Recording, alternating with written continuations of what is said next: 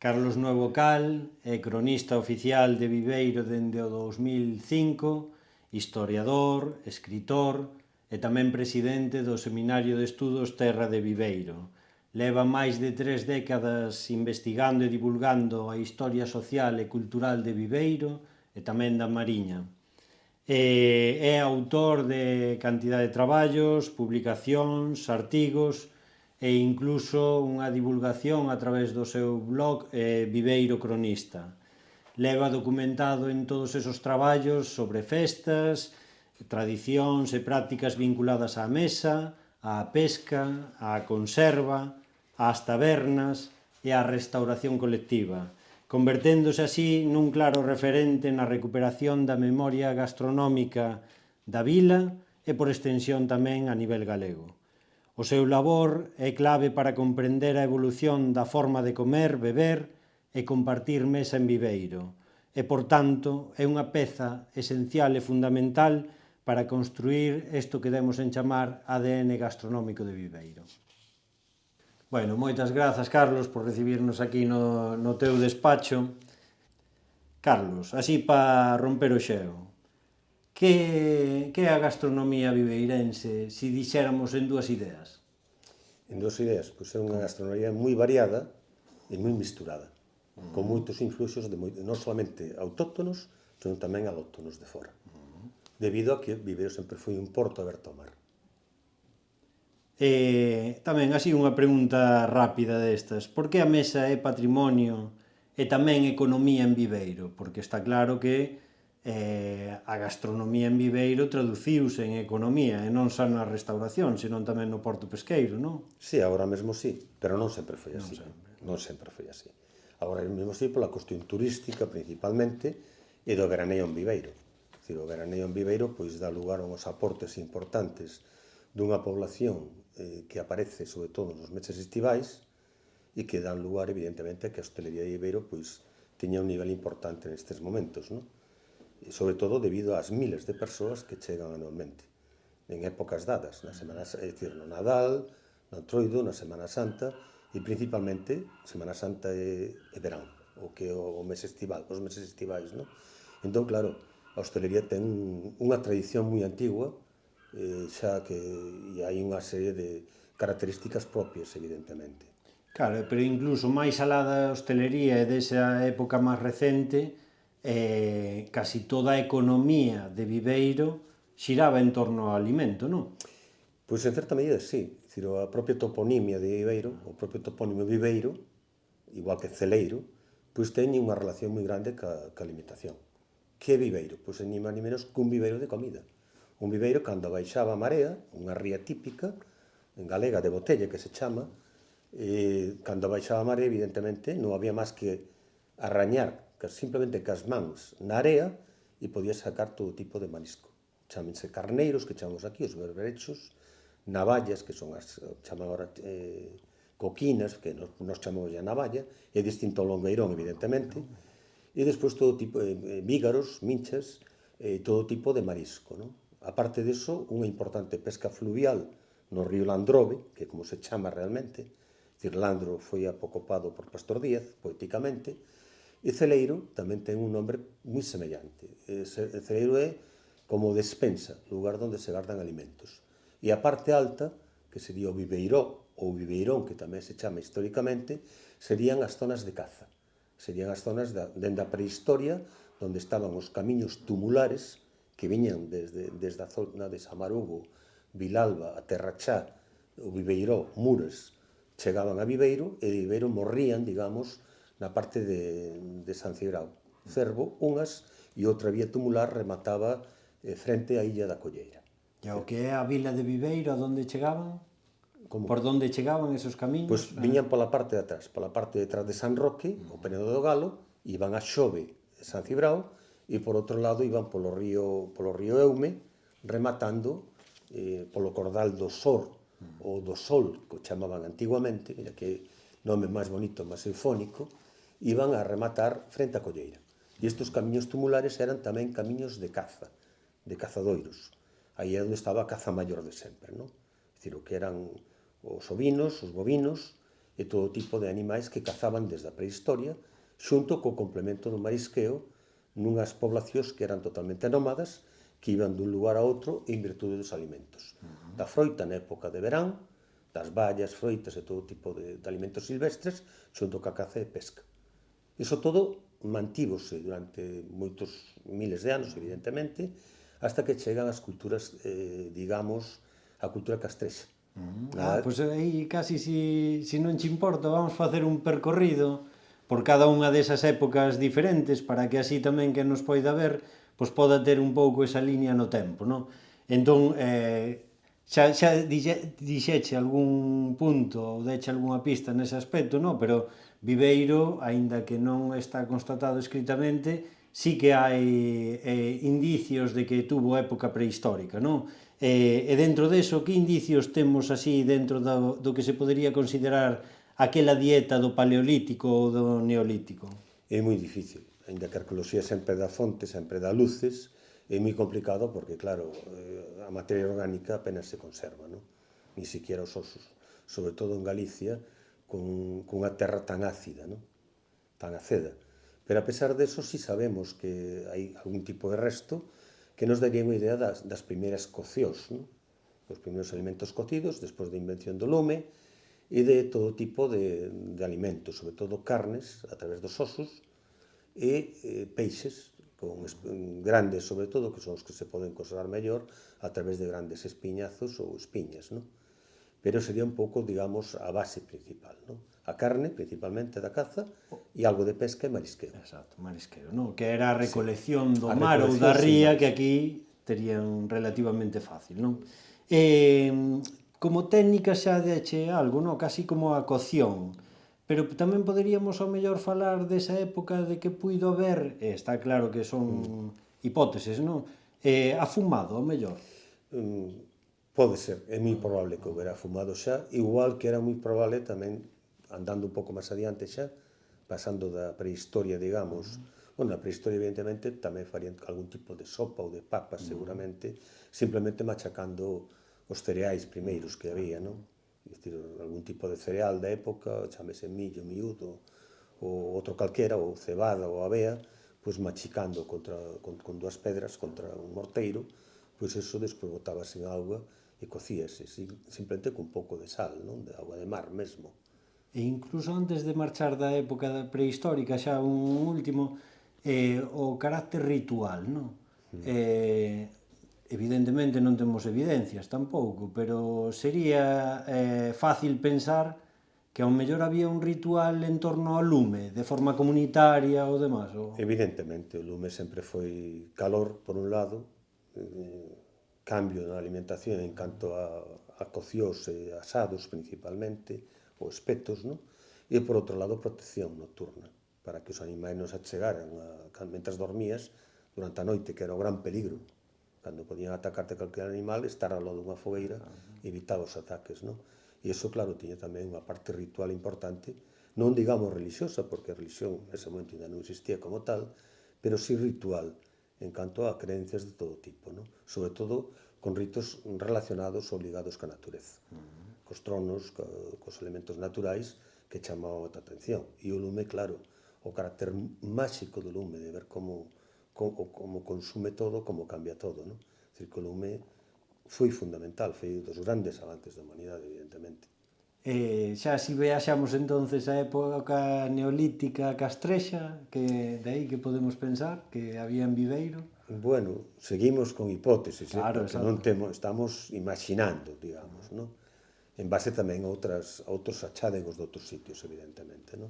Do que a arqueoloxía despois deso, o asentamento é fundamental. Cando os homes e mulleres deixan de ser nómadas de andar dun sitio para outro e se establecen nun sitio, cambia totalmente a sociedade, crea esas primeiras sociedades, as primeiras culturas urbanas, aldeas, digamos, primitivas, e evidentemente tamén hai primeiras liortas, non? Enfrentamentos fortes, seguramente, polas terras, unha vez que se fixa nun sitio, non? Cada un rotura como lle dá a gana, pero chega un momento que nace o sentido de propiedade, non?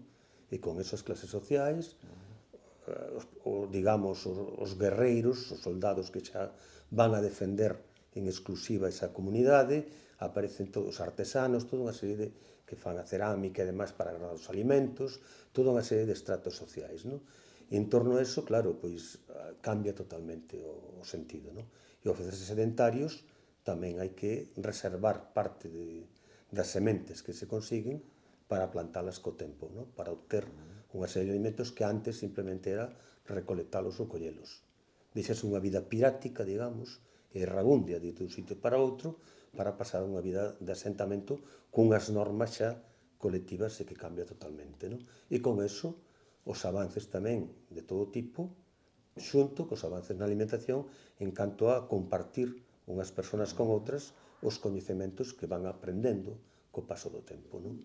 Aí esa transmisión da agricultura e das prácticas da gandeiría tamén. As técnicas, todo tipo de técnicas, todo tipo de aprendizaxes, todo tipo de avances que xa se transmiten. Primeiro de xeito oral e despois coa invención da escritura de xeito escrito. Así que vai avanzando a Aí historia da dicimos humanidade. ben si comezou esa domesticación dos animais silvestres, non? Ou salvaxes, para a obtención de alimento dos mesmos, ou non? Evidentemente. E neso tuvo tamén moito que ver a domesticación do lobo, dunha clase de lobo ou de lobos que daría lugar ao can, que vai ser fundamental na caza. E xunto con el, pois, aos gatos, que tamén teñen unha función importantísima, nas culturas posteriores de Egipto e outras moitas, que tiñan unha base cerealística total, eran considerados como deuses. Por qué? Porque eran os guardiáns dos cereais, para que non nos comeran os leirós e outras alimañas, ou animais que podían acabar ca colleita, claro, no momento que estaban almacenados, non? Ben de forma cerámica, ou ben nun furado, nunha fochanca, ou ben nun almacén. Entón, claro, todo vai ter unha función. E dentro disso, os animais que se van domesticando, chámense galiñas, chámense ovellas, chámense vacún, é dicir, toda a serie de animais que os que son máis proclives que outros a domesticar e en virtud tamén do que dan. Ben sexa carne, ben sexa lá, ben sexa coiro, leite, etc. etc. É dicir, que todo se aproveita, non? Entón, nese castro de Viveiro ou neses posibles castros de Viveiro, coceríase pan xa? Non sabemos. Arqueolóxicamente fálase que podía haber unha especie de pan bastante malo, por certo, hoxe non sabemos como sabería. As fontes romanas, sobre todo Plinio, Estrabón, Plinio e outros moitos, falan de que facían unha especie de pan, neste caso con landras de bellota. De bellotas ou landras de carballo, moídas, que con a mellor misturados a mellor con outro tipo de cereais, avea ou outros moitos, pois darían lugar a unha cocción dun pan determinado, non? Pero tampouco sabemos moito, non? É un pouco hipotético o que estamos dicindo, non? E se xa chegamos entón á época desas pegadas romanas que xa empezaron a marcar esa historia escrita, non? Un pouco tal, digamos que relacións ou que pegadas romanas hai coa comida ou a bebida, así... Sigue sendo igual de complicado, porque claro, a época castrexa, hai unha cousa importantísima que non dixen antes. Na época castrexa aproveitaban moita pesca. Eso sí que está constatado. É dicir, que xa pescaban o que era na ribeira mar. Recolectaban ou pescaban, xa botaban, incluso botando liñas e outro tipo de aparellos de pesca, non? E ao mesmo tempo sabémolo polos cuncheiros. Os cuncheiros son os depósitos de liño dos castros. En casi todos os castros costeiros, porque hai dos tipos de castro. Hai os de interior e hai os costeiros. Aquí hai unha abundancia moi grande, dende Asturias hasta o Golfo Ártabro, e máis alá, hai un rosario todo de castros costeiros que son castros península, que era como se fora este brazo de mar, e aquí no centro, o mar estaría abaixo, e separado de terra con un foxo e outros elementos defensivos, pois estaría aí illado, digamos, non? Para aproveitar precisamente os recursos pesqueiros. Entón, nos concheiros apareceron gran cantidad de restos de espiñas e demais de peixes grandes de todo tipo e, sobre todo, mariscos, non? Lámparos, lapas, vígaros, minchas, todo tipo de marisqueo típico, non? Mexilós, as cascas de mexilós, carneiros e demais, non? O caldí, quere dicir que normalmente utilizaban ese tipo de recursos xunto ca pesca, a parte dos produtos cárnicos, non? Sábese que tiñan greas de rebaños de cabalos e demais, bovinos e demais, que comían, igual que os restos de osos que aparecen en moitos cuncheiros, non? Que os cuncheiros, a pesar da importancia que non se lle daba porque era o lixo, pois son os que máis datos dan moitas veces nos castros. Para os arqueólogos, moitas veces son as grandes fontes de información, non? O remexer no lixo, nos restos do lixo que quedan. E no caso de Roma, como decías, que ven a posteriori ou que se asenta ao mesmo tempo tamén nos castros ca romanización, aquí en Roma tamén temos certa presencia, o que pasa é que está sin estudar. En Viveiro Casco temos os restos dunha villae romana, na Rúa de Abaixo, na Rúa de Pastor Díaz, que sería principalmente dedicada precisamente a Salazón, seguramente, aínda que está sin excavar. Sábese que está a villae ali, a raíz dunhas catas que se fixeron, os restos, dunha parte, outra parte destrueuse, e igualmente a villae que máis datos deu foi a villae de Area deste Abañón, na playa de Area, donde se sabe que houve unha factoría romana. Logo, posteriormente, fixose unha vila medieval de Riba, que finalmente acabou derruída polo mar, non? Hacia o século VII, máis ou menos, despois de Cristo, non? Aí sábese, por exemplo, que apareceron cantidad de restos de peixe, de osos, de osos non, de espiñas e de médulas, porque había incluso restos de balea, non se sabe se foron posteriori, seguramente que foron posteriores a Roma, e tamén restos de túnidos importantes, non? Roma, evidentemente, ven aquí, non ven a facernos pontes nin acueductos, sino que ven a utilizar, a buscar, sobre todo, o ouro das médulas e de outras minas romanas que había incluso na Mariña, minas de ouro, minas de ferro, e, sobre todo, aproveitar tamén os recursos mariños. Nas Rías Baixas, por exemplo, sabemos da existencia de gran cantidad de salinas, de salineiras para obter o sal para Salazón, porque eran tamén factorías salazoneiras. Temos o mesmo caso que Area, en Espasante, en Cariño, Espasante, Bares, San Cibrao, etc. Non? Incluso Burela. Hai tamén restos romanos noutro plan, pero Roma estivo aquí, claro, con Lugo como gran centro romano, aínda que Lugo sábese que moito do marisqueo que recibía, sobre todo as ostras, que era un manxar que utilizaban moito, que comían moito, hai moitos restos en Lugo, nas excavacións que aparecen cantidad de ostras e de outros mariscos, pois viñan evidentemente moitas veces vía Coruña, porque era unha vía máis rápida. Pero eso non quere dicir que da Mariña non fóramos capaces tamén de chegar a Lugo. Hai que darse conta que un carro romano da época podía andar diariamente de 30 a 35 kilómetros de media, non? E dende Viveiro a Lugo podíase facer o camiño en 3 días, ou en menos, non? Indo polos atallos de Ourol, en lugar de pasar pola Gañidoira. Había unha vía secundaria que viña de San Cibrao, que pasaba por detrás de Viveiro, iba cara a Ourol, e daí por Abadín Muras chegaría a Lugo, non? Pois a través de aí sabemos que as ostras, por exemplo, vivas, podían durar máis de 4 días. E se iban con auga, moito máis. Entón é moi fácil, moi doado, que igual que desembarcaban a terra sigilata no castro de San Cibrao, como constatan os restos aparecidos de miles de pezas de terra sigilata, pois evidentemente, igual que facían eso, era moi doado que fora marisqueo ou incluso peixe salgado para a gran urbe que era Lugo, o Lugo romano. Entón, os romanos, aproveitando todos esos recursos naturais, especialmente da ría e do mar, Sí.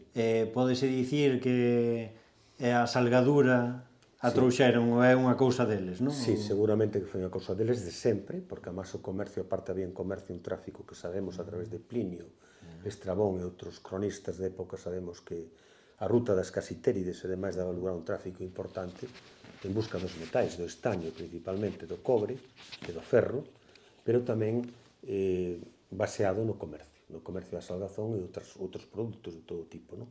Tintes e demais, non? Entón sabemos que, evidentemente, os romanos eran moi sibaritas comendo, aparte misturaban, botaban moitos condimentos na época, as comidas, Un condimento, o garum, por garum, exemplo, non? que era propio das factorías, que era a base de vísceras de determinados peixes.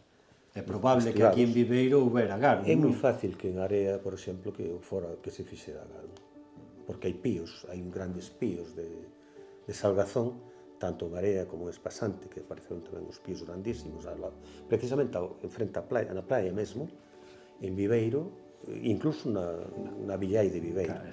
tamén seguramente que o soubo, non? Entón, eso dá lugar a que evidentemente que Roma explotou esta zona moi grandemente. Os romanos trouxeron viño tamén e aceite. Non o sabemos, hai quen dice que sí. De feito, aquí hai o tipo de viña de uva máis antigo que hai en Viveiro, ainda lle chaman hoxe a uva romana, que é previa ao Idiu e Mildiu, antes de que desapareceran e se introducise a uva catalana e outras moitas, non? Pero non sabemos se realmente foi dos tempos de Roma. Hai quen di que sí, pero eu creo que máis ben o proceso do viño, xa falaremos despois, na Idade Media, foi máis ben obra dos mosteiros, das órdenes mendicantes, dos cluniacienses e cistercienses aparte, e outras agustiños e outras órdenes, non?